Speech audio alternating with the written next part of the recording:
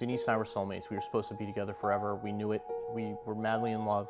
But forever ended in early 2008 when Denise was kidnapped from her own driveway. I mean, it was a nightmare, right? I mean, it was a total nightmare. Denise was 17 when she caught Nathan's eye in their high school calculus class, and they instantly fell in love. They got married a year later and started a family soon after. But in a snap, everything changed, leaving Nathan to raise their 6-month and 2-year-old sons, Adam and Noah, without their mom. How was it like raising these 2 boys on your own? It took a village. You know, we all teamed together and just wanted to do the best we could to make sure that they had the best future that they possibly could, you know. But obviously there was just all those moments, you know, that I wish I could have asked her for advice. I wish I could have asked her, you know, what should we do? What should we do here? But obviously I think the hardest part was all the things she missed. Denise missed everything. She literally missed everything. I mean, the only thing she got to do with Noah was watch him walk. She missed their first days of school.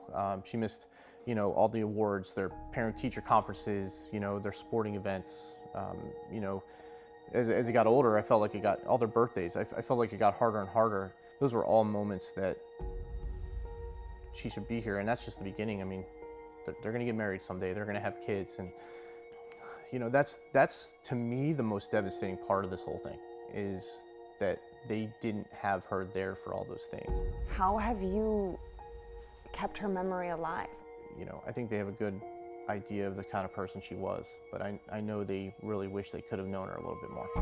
The man responsible for Denise's abduction and murder was this man, Michael King. Guilty of murder in the first. After a lengthy trial, King received the death penalty, and now after nearly 2 decades, an execution date has finally been set, March 17th. I think we knew going in it was going to be a while, but I'm just glad that the governor signed it. What was the first thing that came to your mind?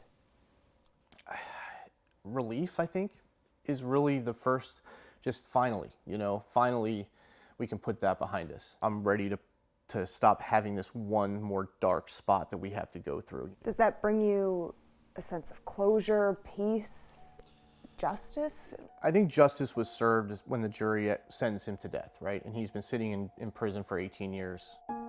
I don't think there'll ever be closure. Closure to me would be Denise comes back and is part of our life again.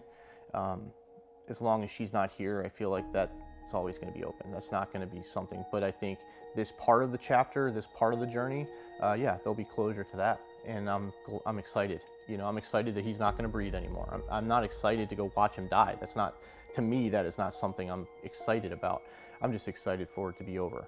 You know, I just think we're all ready to just be able to kind of take a deep breath and have that be done and know that he's not here anymore.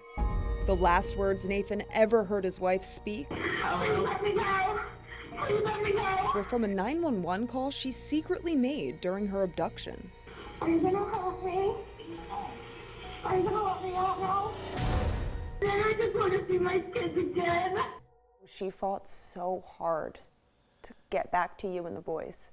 It doesn't surprise me how hard she fought. It doesn't surprise me the intuition she had, all the things she left behind. I mean, she was an amazing human and taken way, way too soon.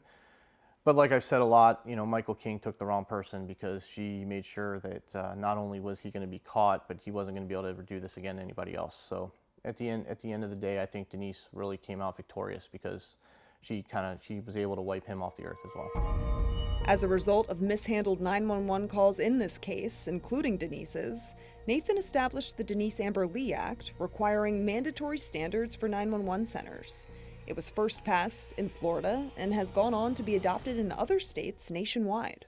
The fact that we could see the power of her story and how we could use it in a positive way, I think that would be exactly what she would have wanted us to do. You know, instead of hating an industry and being mad at 911 for the rest of our lives, you know, instead we wanted to embrace them and lift them up and just thank them for what they do and just try to keep these things from happening again. If that's one thing that my kids learn from me, is that life's going to throw you stuff, and it's just how you respond to it. You know, you can choose how you respond. You can't always choose what happens to you, but you can choose how you respond. If you could say one more thing to Denise, like what do you want to tell her? If she could come here right now, what would you tell her? I think I would just tell her, you know, we're doing okay. And, but you know, we miss her. And I wish she was still here, and the boys are good. That's really it, you know. It's there's a lot of things I'd want to say, but if it was a limited amount of time, and I'd probably transfer my time over to Noah and Adam so that they could have as much of it as they could, because you know, I got an amazing 4 years with her, and you know, they didn't get even close to that. So, but yeah, I would tell her we're doing all right, but you know, there's still a hole, and there always will be. So we miss her a lot.